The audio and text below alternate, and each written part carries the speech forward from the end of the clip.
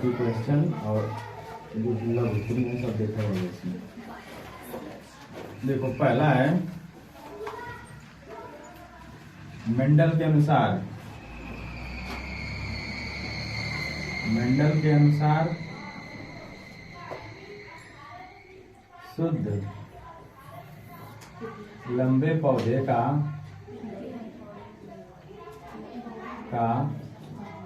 Gene प्रारूप, ठीक ना, जीन प्रारूप कैसा होता है? कैपिटल टी स्मॉल टी या कोई नहीं। यह जो है शुद्ध लंबा है। शुद्ध लंबा में दोनों एलील जो है क्या रहेंगे? समान रहेंगे।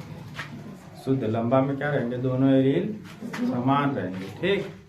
और यहाँ पे ये क्या है? ये संकर लंबा है ना। ये कौन सा है? हाइब्रिड है, संकर लंबा। ये शुद्ध छोटा है। ये क्या है? शुद्ध छोटा है। और मेंडल के बारे में क्या है? मेंडल ने जो है आनुवंशिकी के संबंध में 3 नियम दिए थे। किस पौधे पर अपना प्रयोग किया था? मटर के पौधे पर, जिसको गार्डन पी कहते हैं ना। उसका बोटेनिकल नाम पाइजम सटाइवम है, ठीक। मटर के पौधे का चुनाव इसलिए किया गया था कि उसमें 7 तुलनात्मक लक्षण पाए जाते हैं। मटर का पौधा लंबा है तो छोटा भी है, उसके फूल जो है सफेद हैं तो बैगनी रंग के भी होते हैं, ठीक। और इसके बाद जो है तने फूलों के लगने का क्रम अक्षीय है। कोई पौधा होता है पूरा मटर का बड़ा होकर के तब फूल लगता है, और कुछ पौधे ऐसे होते हैं जिनपे कि छोटा रहता है तभी से उसमें जो है फूल आने लगते हैं, ठीक। इसके बाद उसके बीज जो अंदर बीज हैं, बीज पत्र, वो हरे रंग के होते हैं, पीले रंग के भी होते हैं, गोल होते हैं तो झुर्रीदार भी होते हैं, ठीक ना। इस तरह से 7, और उन्हीं के आधार पर 3 जो है लक्षण दिया था उन्होंने। पहला लक्षण क्या था? प्रभाविता का नियम। और दूसरा युग्मकों के पृथक्करण का नियम, या तीसरा युग्मकों के इसी को अथवा करके कहेंगे, या युग्मकों के शुद्धता का नियम, युग्मकों के शुद्धता का नियम। और तीसरा है स्वतंत्र अपव्यूहन का नियम। पहला नियम प्रभाविता का नियम यह बताता है कि जब हम तुलनात्मक लक्षणों के बीच में क्रॉस कराते हैं, ठीक है, क्रॉस कराने का मतलब है संकरण ना। क्रॉस कराते हैं तो जो लक्षण प्रथम पीढ़ी में प्रभावी रहता है वह लक्षण दिखाई देता है, जो प्रभावी नहीं होता है वह अप्रभावी के रूप में उसके जीन उसके अंदर पाए जाते हैं। जो संतान उत्पन्न होगी उसमें उसके जीन जो है वो लक्षण पाए जाएंगे। फिर अगली पीढ़ी में जब दूसरा जनरेशन में वह उससे संतान उत्पन्न होंगे तो उसमें वह लक्षण जो है दिखाई देते हैं। तो इसी को जो प्रथम पीढ़ी में प्रभावी लक्षण रहते हैं उसी के आधार पर यह प्रभाविता का नियम दिया गया। दूसरा जो युग्मकों के पृथक्करण का नियम है, युग्मकों के पृथक्करण के नियम में बताया गया है कि जो है युग्मक प्रत्येक पीढ़ी में अपने अपने लिए क्या होंगे? सब स्वतंत्र होते हैं। सब क्या होते हैं? स्वतंत्र होते हैं। और यह जो है जैसे मान लीजिए एक लंबा पौधा है, उसका क्रॉस कराया जा रहा है शुद्ध छोटे पौधे से। ये लंबा पौधा है, ये क्या है? छोटा पौधा है, ठीक ना। और तब इसके पहले क्या बनेंगे? युग्मक बनेंगे। अब परीक्षा में यदि 3 नंबर का प्रश्न आ रहा है तो उसको लिख करके इन सब चीजों को बनाइएगा, तब नंबर मिलेगा, ठीक है। और युग्मक बनेगा ये कैपिटल टी, ये बनेगा स्मॉल टी, दोनों आपस में मिलेंगे, संकरण होगा ये, तो ये हो जाएगा संकर लंबा हाइब्रिड। ये जो है लंबा पौधा प्राप्त होगा कब? F1 पीढ़ी में। ये कब होगा? F1 पीढ़ी में, ठीक। अब जब हम इसी का दूसरा क्रॉस कराते हैं इसी के सापेक्ष, फिर यानी कैपिटल टी और इसका फिर से क्रॉस कराएंगे इसमें, तब इसमें 2 प्रकार के गैमेट बनेंगे। एलील चूंकि अलग अलग इनका है तब इसमें जो है एक कैपिटल टी बनेगा, एक स्मॉल टी, इसका भी एक कैपिटल टी, एक स्मॉल टी। अब जब ये इससे मिलेंगे तो ये कैपिटल टी कहने का मतलब कि प्रथम पीढ़ी में संकर लंबा ये उत्पन्न हुआ था, और जब हम इसी का क्रॉस कराएं तो दूसरी पीढ़ी में जा करके ये जो F2 पीढ़ी है, इस पीढ़ी में यह लक्षण क्या हो गया है, अब अपना पृथक हो गया है, शुद्ध लंबा हुआ।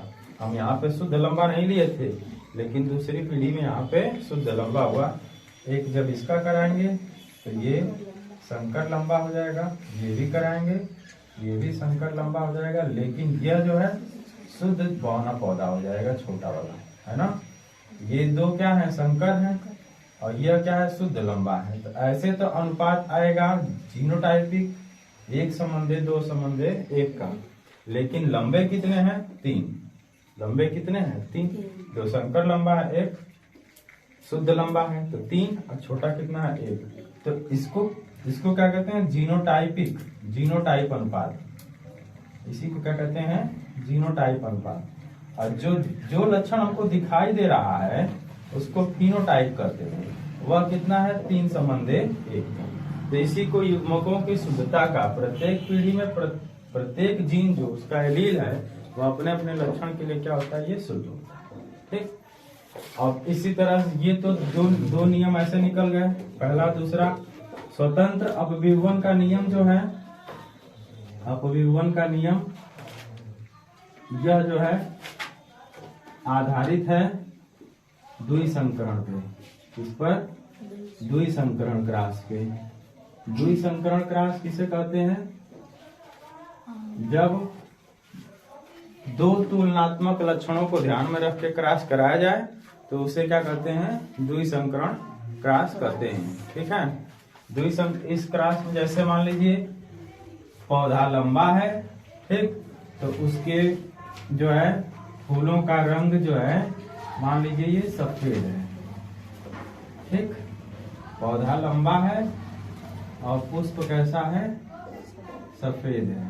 तो इसका क्रॉस होगा तो पौधा उसका क्या बनेगा, छोटा, यहाँ पे बौना पौधा, और इसका फूल जो है इसको स्मॉल से दिखाएंगे, ठीक ना। ये तो इसको स्मॉल से दिखाएंगे तो यह क्या हो जाएगा, बैगनी रंग हो जाएगा। आप इस तरह से लेकर के अब इनमें जब एलील बनेगा तो एक कैपिटल टी कैपिटल डब्ल्यू हो जाएगा, एक इसमें बनेगा स्मॉल टी स्मॉल डब्ल्यू। ये तो युग्मक बन जाएंगे। जब ये मिलेगा तो capital T small T capital W small T, है ना। यह कैसा होगा, संकर लंबा होगा और इसके सफेद पुष्प वाले होंगे। कैसे होंगे, सफेद। अब इस तरह से जब द्वितीय पीढ़ी में, ये तो F1 में मिलेगा, द्वितीय पीढ़ी में जाएंगे तो 9 संबंधी 3 संबंधी 3 संबंधी 1 का। ऑब्जेक्टिव क्वेश्चन में यह भी आ सकता है कि 9 संबंधी 3 संबंधी 3 का अनुपात जो है किसके नियम में आता है, या द्विसंकरण अनुपात में कितने, मतलब द्विसंकरण क्रॉस में कितने अनुपात में पौधे प्राप्त होते हैं। 4 तरह के, ये 16 पौधों का लेकर के ऐसे चेकर बोर्ड बनाया था ना, पहले का बताया गया है। 4 लाइन खींच करके ऐसे और उसमें क्राफ्ट करा करके भरते जाते हैं, है ना। इन्हीं से 4 तरह के युग्मक बनाए जाते हैं, ये इस तरह से। तो ये अब एक प्रश्न में बहुत सारा इसमें हो गया, तो मेंडल के नियम भी हो गए, और उसको डिस्क्राइब भी करके लिख सकते हैं आप। बहुविकल्पी प्रश्न भी दे सकता है किसी भी तरह का। यह आगे देखिए,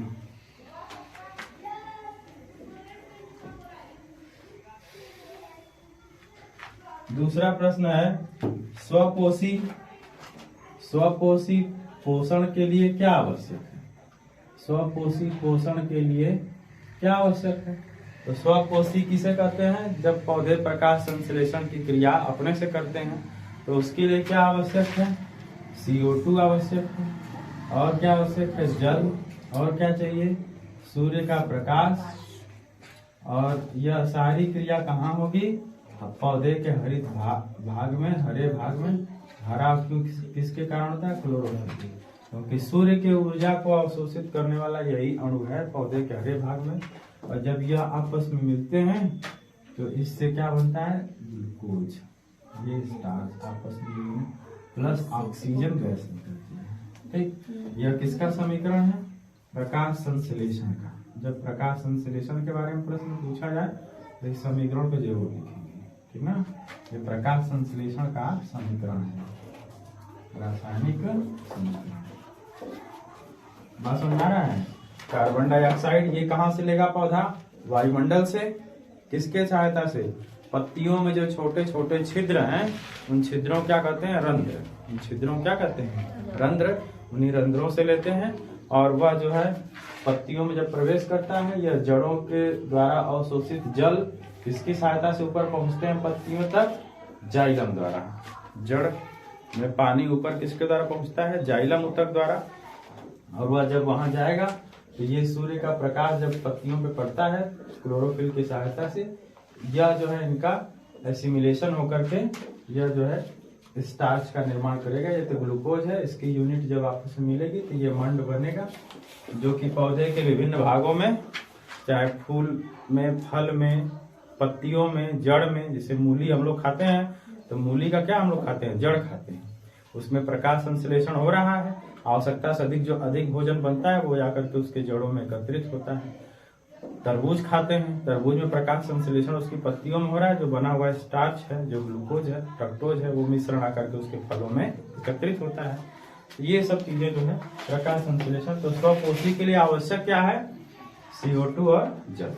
CO2 और जल, ये दोनों मुख्य चीजें हैं, ठीक है। बाकी तो प्रकाश संश्लेषण, सूर्य का प्रकाश नहीं भी रहता है तब भी प्रकाश संश्लेषण की क्रिया होती है, तब हम उसको क्या कहते हैं? अप्रकाशिक क्रिया। क्या कहते हैं? अप्रकाशिक क्रिया कहते हैं ना। और जब सूर्य के प्रकाश में यह क्रिया कहाँ होती है? हरित लवक के स्ट्रोमा में। हाँ, और यह प्रकाशिक क्रिया कहाँ होती है? हरित लवक के ग्रहणा में। यह सब एक नंबर का ऑब्जेक्टिव प्रश्न, जब 20 ऑब्जेक्टिव प्रश्न आएगा उस सब में से सब इस तरह के प्रश्न जो है पूछ सकता है कि प्रकाश संश्लेषण की क्रिया कहाँ होती है? हरित लवक में। किसके द्वारा? क्लोरोफिल से। पानी को ऊपर कौन पहुंचाता है? जाइलम।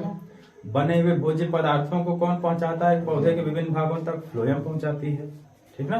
तो ये सब जो है चीजें इसमें ये सब पूछ सकता है इसमें, ठीक। ये जाइलम फ्लोएम पाए कहाँ जाते हैं? तने में और जड़ में।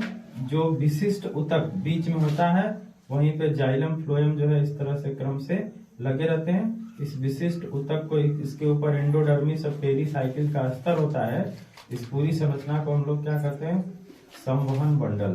क्या कहते हैं? संवहन बंडल। ये सारी संरचनाएं इसमें पाई जाती है। ये ऊपर ऐसे यहाँ पे ग्राउंड टिश्यू रहता है, ये ऊपर छाल रहती है, ये इस तरह से, ये इसमें सारी कोशिकाएं रहती है। अगर जड़ का है तो उसी में पतले पतले मूल रोम निकले रहे, जगह जगह से क्या निकला रहेगा? मूल रोम। ये इस तरह की संरचनाएं पाई जाती है। मूल रोम क्या करते हैं? जल का अवशोषण करते हैं, जल एवं खनिज लवण का अवशोषण करते हैं। अगला प्रश्न इसमें है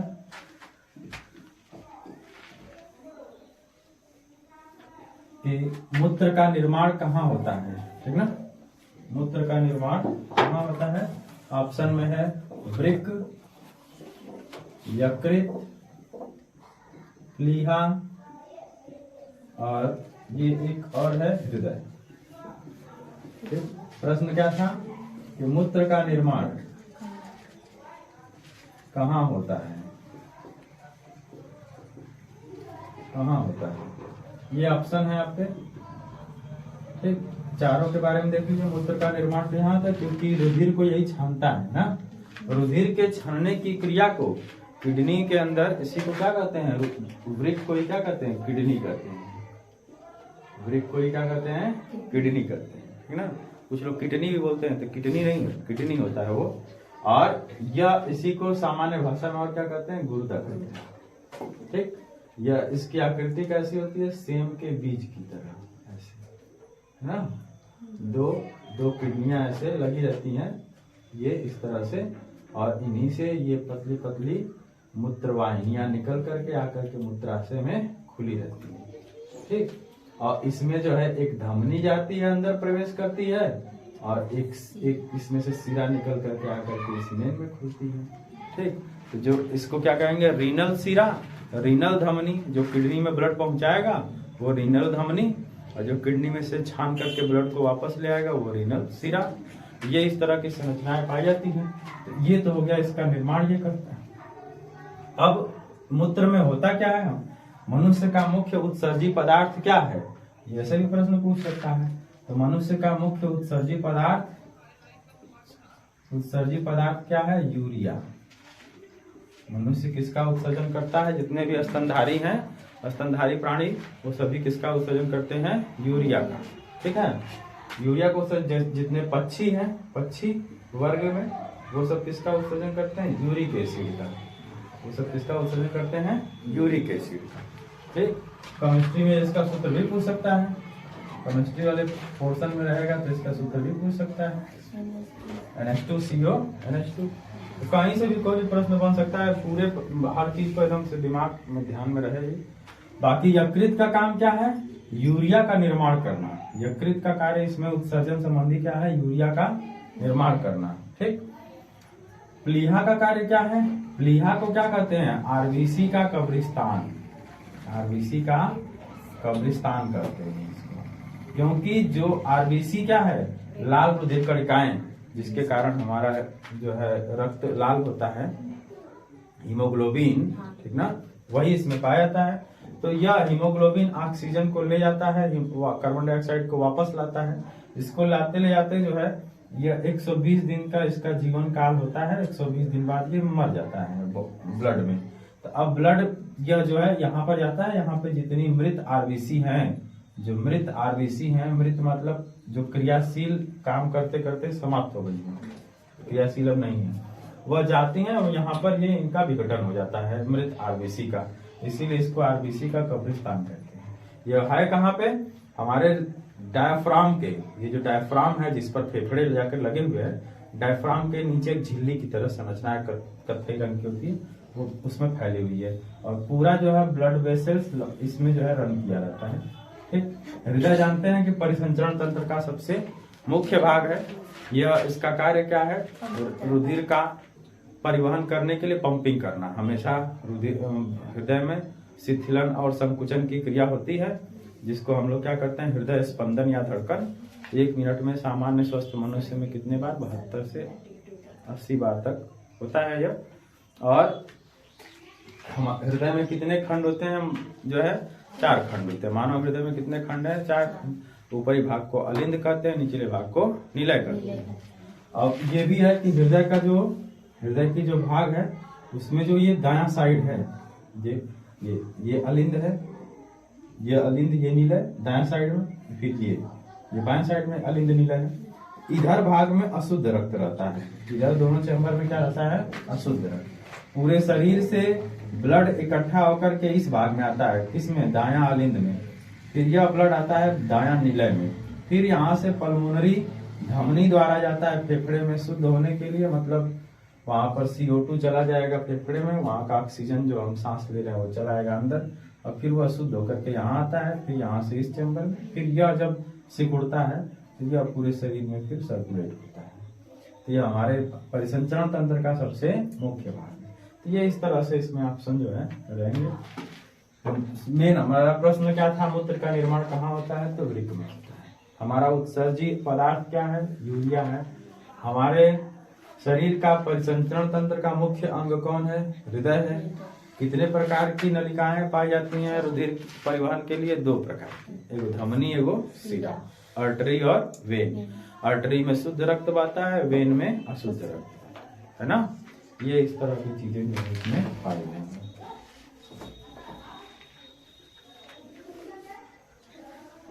आगे देखिए और प्रश्न इसमें, लार में कौन सा एंजाइम पाया जाता है, लार में कौन सा एंजाइम पाया जाता है।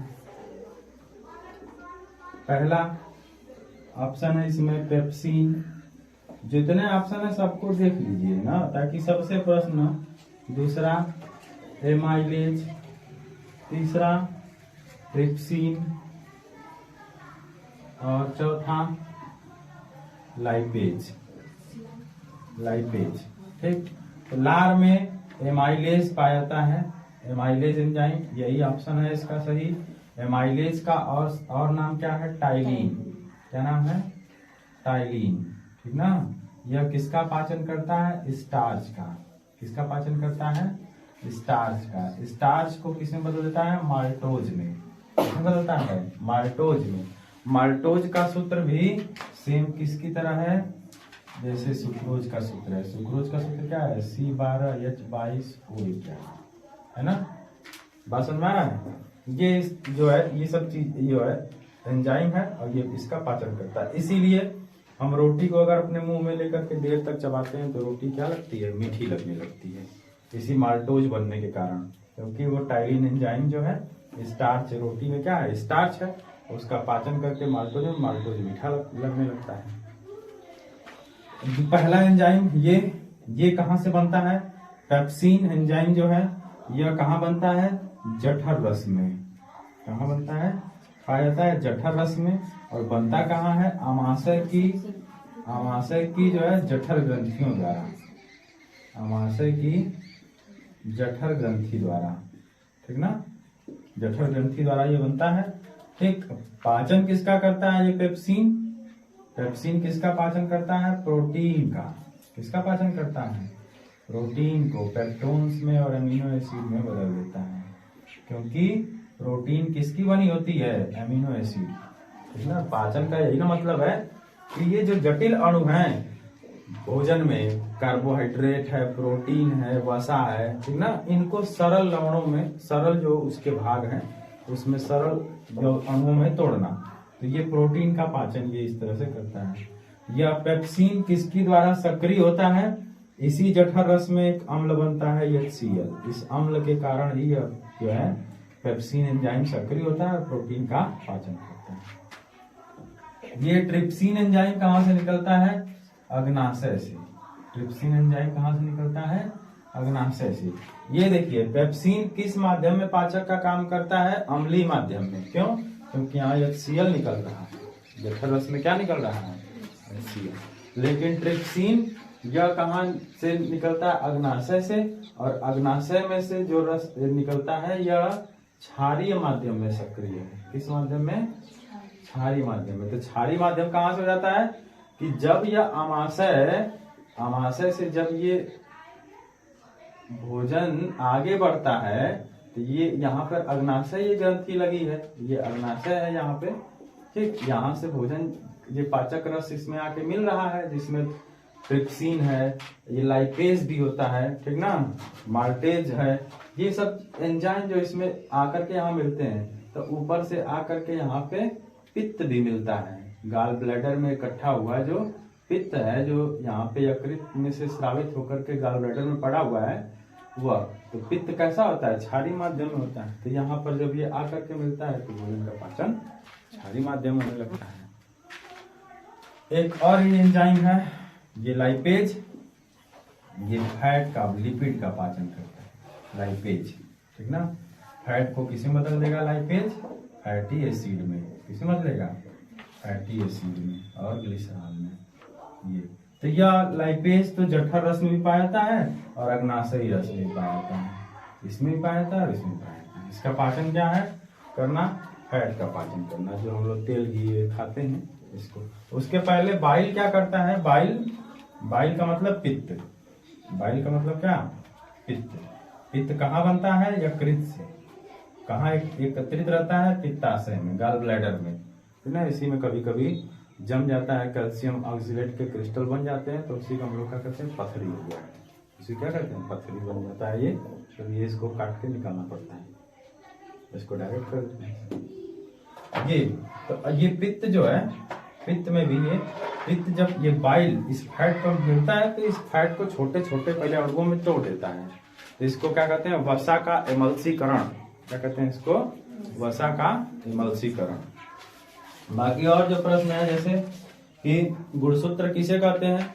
गुणसूत्र जो है केंद्रक के अंदर क्रोमैटिन धागे के रूप में पाए जाने वाली वह विशिष्ट संरचना है जो रासायनिक रूप से न्यूक्लियो प्रोटीन है और वह डीएनए और प्रोटीन की बनी होती है, जिसके अंदर हमारी सारी आनुवांशिक सूचनाएं, किसी भी जीव की सारी आनुवांशिक सूचनाएं केंद्रित रहती हैं और वो एक पीढ़ी से दूसरी पीढ़ी में स्थानांतरित होकर के उन आनुवांशिक सूचनाओं को पहुंचाता है, ठीक ना। गुणसूत्र कार्य के आधार पर दो तरह के हैं, ठीक ना। दैहिक गुणसूत्र, सोमैटिक ऑटोसोम कहते हैं जिसको, और लिंग गुणसूत्र। दैहिक गुणसूत्र जैसे मनुष्य में कुल कितने गुणसूत्र हैं? 46।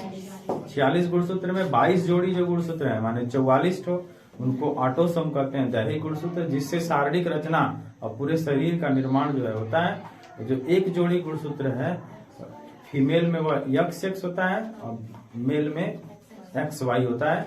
यदि मेल का यक्स फीमेल के यक्स से मिल जाएगा तो वो पुत्री पैदा होगी, तो उसके जननांग उसमें बन जाएंगे और वो विभिन्नताएं जो है उसमें देखने को समय के साथ मिलेंगी हार्मोन्स के प्रभाव से। और यदि फीमेल का यक्स जो पुरुष के वाई से मिल जाएगा तो पुत्र पैदा होगा, तो उसके जनन सेक्स ऑर्गन चेंज हो जाते हैं। बाकी यही विभिन्नता है। इसीलिए स्टार्टिंग में बिना जब तक हार्मोन सक्रिय नहीं होते हैं, जो सेक्सुअल हार्मोन्स हैं वो हार्मोन जब तक सक्रिय नहीं होते हैं तब तक 10 साल तक बालक बालिकाओं के शारीरिक विभिन्नता में बाहरी रूप से कोई परिवर्तन हम नहीं देख सकते। लेकिन जब सेकेंडरी सेक्सुअल कैरेक्टर जब डेवलप होता है हार्मोन्स के प्रभाव से, तब बालक और बालिकाओं दोनों के अंदर उनके बॉडी में डिफरेंसेस आने लगते हैं। ठीक, तो ये इस तरह से सब है। तो ये सब इन प्रश्नों को आप लिखेंगे, तो गुणसूत्र किसे कहते हैं, उसका कार्य क्या, उसका प्रकार क्या है, क्योंकि 3-3 नंबर के 4-4 नंबर के प्रश्न हैं, तो उस हिसाब से लॉन्ग क्वेश्चन में आप उसको बढ़ा करके लिखेंगे। और सेंट्रोमियर के आधार पर गुणसूत्र 4 प्रकार के हैं, एक्रोसेंट्रिक, टीलोसेंट्रिक, मेटासेंट्रिक, सब मेटासेंट्रिक। ठीक, तो ये इतना जिस हिसाब का प्रश्न रहे, कितने नंबर का है, उसके हिसाब से उसको हम लोग लिखेंगे। ठीक ना।